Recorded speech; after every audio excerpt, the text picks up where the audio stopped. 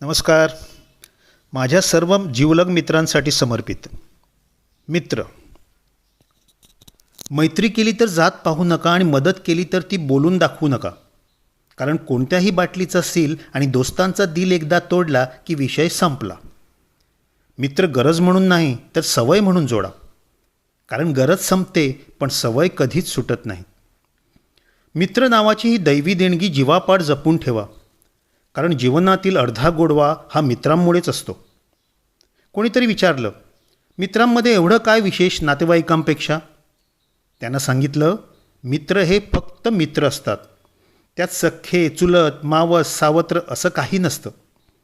ते थेट मित्रच असतात. मैत्रीचे धागे हे कोळ्याच्या जाळ्यापेक्षाही बारीक असतात, पण लोखंडाच्या तारेहूनही मजबूत असतात. तुटले तर श्वासानेही तुटतील, नाहीतर वज्राघाताने तुटणारच नाहीत.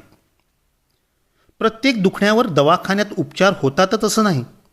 काही दुखणी कुटुंब आणि मित्रमंडळी यांच्याबरोबर हसण्या खिदळण्यानेही बरी होतात. माणसाने कितीही प्रयत्न केले तरी अंधारात सावली, म्हातारपणात शरीर आणि आयुष्याच्या शेवटच्या काळात पैसा कधीच साथ देत नाहीत. साथ देतात ते फक्त आपण जोडलेले जवळचे मित्र. मित्र बोलवीत आहे पण तुम्हाला जावेसे वाटत नसेल तर समजा की तुम्ही म्हातारे झालात.